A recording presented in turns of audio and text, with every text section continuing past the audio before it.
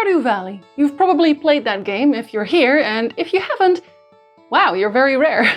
Personally, I've played it to pieces and even stream it sometimes, one of the 5 days I stream for 4 hours a day on twitch.tv/Jinsey. Did that sound natural? No, of course not, that's impossible.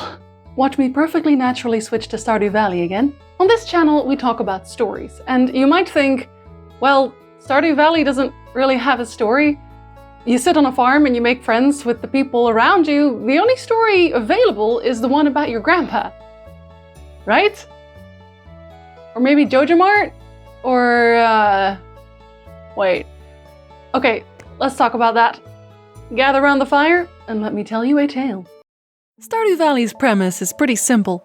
You, the player, are an overworked Jojo employee whose grandfather left them a farm in Stardew Valley. One day, while you're at your absolute limit, you decide to quit your job and move to the valley to start your new life of getting up at 6 in the morning to fill your entire plot with nothing but melons. The ghost of your grandfather, meanwhile, will keep an eye on you, and depending on how you run your farm, he will find you worthy to receive the Statue of Perfection, an item that produces valuable ore.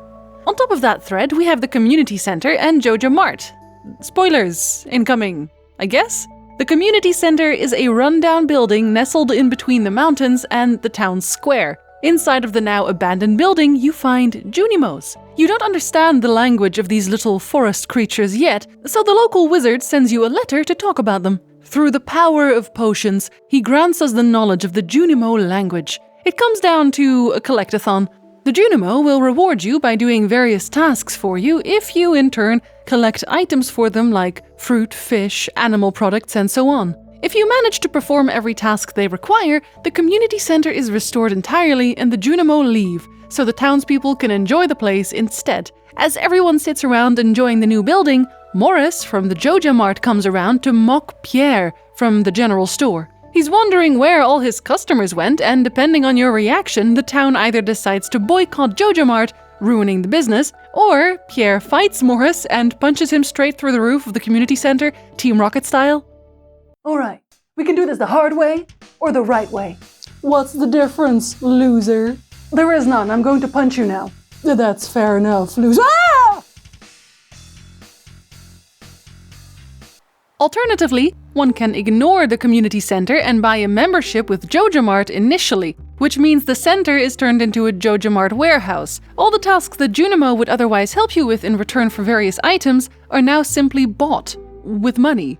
And Shane will forever be stocking shelves while his eyes stare into the endless void that is the Jojo Mart bargain bin. Sam will sweep his little arms off diligently in the aisles, even though he knows this job is slowly draining the creativity he once had until he too is a husk of his former self, whereupon he will join Shane in his void-staring endeavors. There is a cashier, but she has no name. Who is she? Where does she live? Does she venture into the woods at night when her shift is over, only to emerge from the damp undergrowth once dawn breaks?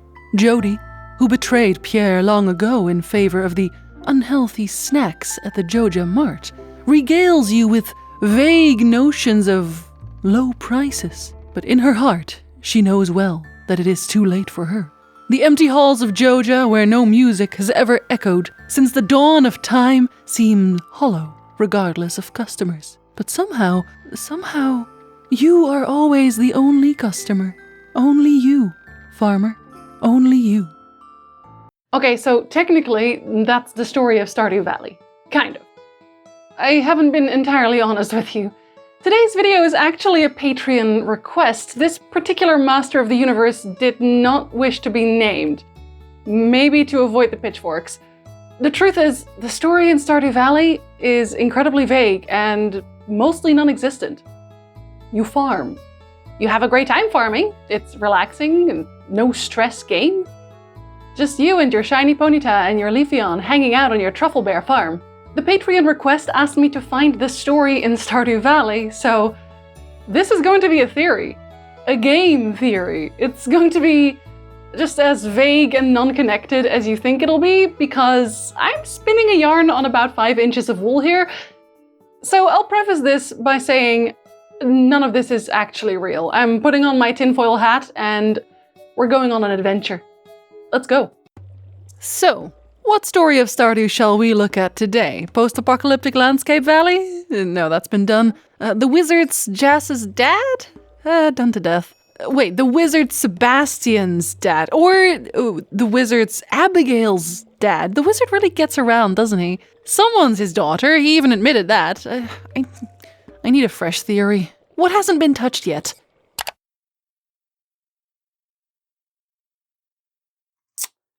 There are none. Every theory has been done, every reasonable theory. Anyway, please suspend your disbelief for a while. Also, I think it's Jas. I think Jas is the wizard's daughter. Anyway, carry on. Stardew Valley is the promised land. Not heaven, the promised land. For you, specifically. Let's rewind. You, the player, sit at your desk at Jojo. The slogan, "Join us, thrive," plastered underneath the company logo. The work light blinks a green so loud you can almost hear it. The desks are grimy, the concrete thick. You stare into a bright screen and find your soul slipping away from you slowly. In the upper drawer of your desk is a letter. A letter your grandfather urged you to open should you ever feel the way you do now. It's an invitation to Stardew Valley. Your grandfather notes how he too once lost connections to other people and nature, so he dropped everything and moved to the place he truly belonged. You consider only for a moment before you accept and drive to your new life. You're immediately welcomed by the town as if you've always been there. You're the new farmer. We're happy to see you. On our farm is a shrine with a note from grandfather. It tells us to wait for his return on the dawn of our 3rd year. But, hold on. Grandpa, you told us to only open your letter when we were in dire need. It's been years. How did you know? How did you know that I would be here right now? When your 2nd year ends, grandfather's ghost will pay you a visit. He seems to know everything about you. Your skills, achievements, friends. He can tell us to a point what we've done. Things I don't even remember myself. And how did you show yourself here anyway, Grandpa? There are others in this town who have lost loved ones, so why are we the only ones to have these ghostly visits? The ghosts in the mines don't seem quite as friendly. I want you to kill a bunch of ghosts for my list. Okay. Ghosts? Ghosts and some shadow monsters. Have you ever seen any of these creatures? No. Well, how do you know they exist? I don't. Uh-huh. Well, hop to it, young'un. Yeah, will do, buddy. Gonna go kill some ghosts. Who are already dead because they're ghosts. Are you making fun of me? I would never, cheerio! Concerned Ape, the creator of this game, has had other creative ventures before Stardew Valley. Wumbus Worlds, for example. It's a comic about a funny little blob man going through his blob man life. The 2 strange dolls in this game are a reference to this comic. But they're not the only reference, of course. Another one is Yoba. Yes, Yoba. You've heard the townspeople speak of Yoba. It seems to be the local deity, if not the worldwide deity, perhaps. You'll see their sign hanging on walls, engraved in gravestones, or in the shape of statues. Even the shadow people, at the very least Krobus, worships Yoba and sells their statue, Sign of the Vessel, which you can also use as a fish counter, but that's beside the point. So what is the point? Well, Yoba appears in the comic only once, and is depicted as a giant son who is really into hummus. Incredibly into hummus, in fact. In Stardew Valley, the giant sun concept is still included. The Book of Yoba states that Yoba is the light and created the world by shaping themselves, light, into a seed that spawned the world as we know it. Did I mention they're really into hummus? They're so into hummus that they require an offering of 600 cubits of hummus every single day. And if they were to receive an especially tasty kind of hummus, they would consider asking Yoza to intervene on behalf of the weird Wumbus blob creatures. Intervene on what, you ask? Well, they were about to be destroyed entirely, and Yoza might divert that doom. But only Yoba shows up in Stardew Valley, not Yoza. Or does he? In the only other comic panel where Yosa is mentioned directly, they recite the 7 quomas to Yosa. 7 quomas. Your grandfather measures your worth by checking your money earned, skill level, collection achievements, friendships, the community center, the skull key, and the rusty key. 7. When Grandpa shows up at the end of 2 years, he tells you that his body has departed this world, but his heart will always remain in Stardew Valley.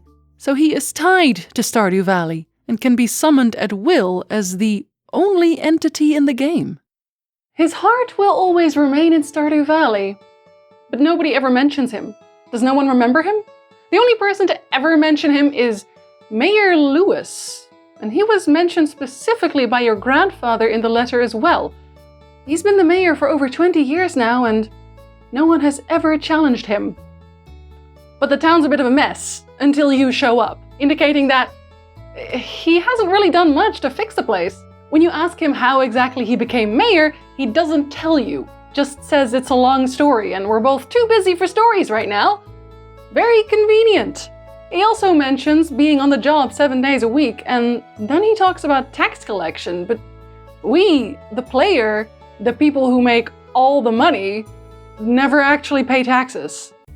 The townspeople go about their business every day the same way, unless you personally interfere. Without you, not a single thing will ever change in this valley. The Junimo from the community center, you're the only one who can see them. Magic exists in this world. The wizard is right there, not to mention his ex-wife, the witch, but nobody ever bats an eye at it. In fact, nobody ever does anything. You, the farmer, can clear out an entire plot of land in a day if you eat enough stardrops. Oh yeah, stardrops. What's up with those? Magical fruit of legend that empowers you as a person ever further. During the Feast of the Winter Star, a sort of Stardew Valley Christmas celebration, Willie tells you the story of the star in question. In the night sky of winter, there is a bright star, only visible from this valley. No one knows why this is, but in times of old, people would come far and wide to see it. They believed that anyone who laid eyes on the winter star would be blessed with good fortune. Some even claim that the mysterious fruit known as Stardrop is connected to the winter star in some way. You seem to be the only one eating the dang things, and... So, hold on. We have a grandpa ghost with future vision who shows up on demand whilst judging you in 7 ways. A grandfather with a connection to people and nature. A farmer who can see spirits no one else can, who acknowledges magic when no one else will, and seems to possess unnatural strength, cutting down trees entirely on their own. A town that moves for no one but that farmer, and a mayor who is the only link to your mysterious grandfather, whereas no one else ever mentions him. A mayor who won't explain how he even got to where he is. Perhaps because he doesn't know either. The mayor doesn't know because Grandpa created him. That's right, Grandpa did that for us. Just like he made the magical wizard and witch duo. This entire town was tailor-made for us, the player. It was a test in more than one way. When you arrive in town, you'll find Jojo, the very same corporation you've escaped from, sitting right there in town. You could go in there and buy a membership, stuck once again, caught by the devil himself, a slave to money and convenience instead of creativity, personal connections, and nature. Or you could work together with the Junimo to rebuild the community center at the heart of the town, to bring people together once again and kick Jojo out of your life once and for all. Because going the Jojo route does not earn you any points in Grandfather's evaluation. That's right, you'll have to work extra hard to earn Grandpa's gold star should you choose to go right back to your personal hell. Grandpa is trying to save you from your doom. Morris is the devil and Grandpa is Yosa. All those years ago, Wumbus offered the most delicious 600 cubits of hummus in the world to Yoba, and Yoba said fine. I'll ask Yosa to do right by you. And Yosa got up, turned into your grandpa, and swept you away to Stardew Valley, where you could start a new, simple life. The valley is eternal, only your children grow, because that which you affect directly experiences change. You are the change, because this is your promised land. In exchange for 600 cubits of ethereal hummus, you were granted access to Stardew Valley. Your deific grandpa liked your hummus. Okay, I think you're maybe stretching a little far there, Elastigirl. No, I'm not stretching far enough. Looks to me like you're reaching for the stars. How right you are. What? Nothing. Anyway, People have theorized that Sam and Sebastian's D&D game is actually how they manipulate events in Stardew Valley. No. Yes. Okay, fine, carry on. Thank you. Anyway, Grandpa's a deity. This is how he knew exactly when you'd arrive. This is why only he can show up and speak to you as a ghost. This is why, once you've curried his favor, he grants you a magical cat statue that creates the most valuable ore in the game. Just like that. This is why everyone in town will become your friend if you will it to be so, no matter if your personalities clash intensely. This is why magic exists here freely, while, for some reason, in the real world, Jojo still reigns supreme. They never would if literal magic was an option. This is why only you can see the Junimo. They are forest spirits. Krobus, a spirit of darkness, tells you he's scared of humans, but we don't really know why, just that they're aggressive. A very convenient excuse. When he speaks of the catastrophe that allowed his people to move from the void to the physical plane, it may well have simply been Yosa picking and choosing what character to place in the valley. The dwarves are spirits of the earth, and while the shadow and the earth war amongst each other, most likely over domain in the mines, because it is both the earth and the darkness, the dwarves are also never seen speaking to humans.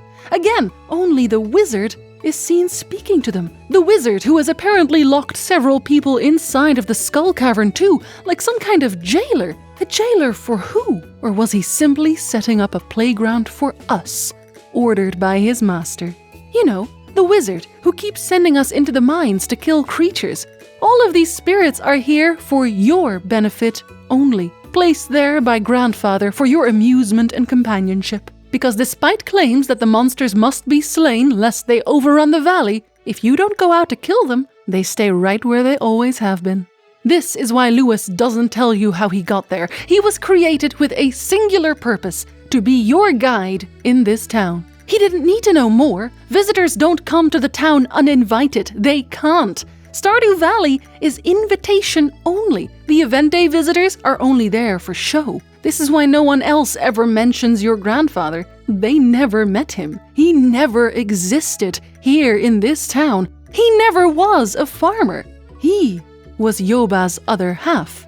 Not the Summerlight, but the Winter Star, Yosa. Anyway, that's just theory. Were you expecting another sentence here, or? Sometimes I like to make up weird theories about games, just for fun. But to be fair, I've seen weirder theories than this one out there, so maybe I shouldn't feel too strange about it. What do you think? Do you have any theories yourself? Personally, I'm thinking of a theory on why I'm only ever able to romance Sebastian, but I don't think I'm getting anywhere with that one. Maybe I'll see you on Twitch sometimes. But otherwise, until another tale finds us. Hi, Morris here. I need a few checkups on a magical farm that I'm dealing with here. There's two bunnies, Wall Guy and Robertson. They regrow their legs. The farmer keeps selling their legs. I don't know how. It's the same bunny. I know it's the same bunny. But they keep selling their legs. But the next day, the bunny has legs again. I need you to look into that. A cow and a goat, Coolsta and Septic respectively. They seem to be giving all healing milk. One jug and just right as rain, no matter what's worth with you, really. Yeah, no, really. No, hospitals are using it. I don't know why. Two chickens, Mike and Adrian. Their eggs are limitless. Some of them void. No, void. I don't know. The chickens have red eyes. They scare me and could probably kill me if they wanted to. There's a sheep, Ray. Their wool turns into magical clothing. That could be a hit. No. I don't want to hear it. Get me a sheep like Ray. And there's a duck called Freeman. Yes, a duck. Singular feather, worth a fortune. Figure out why. Who's buying them? Why? And also get me a duck.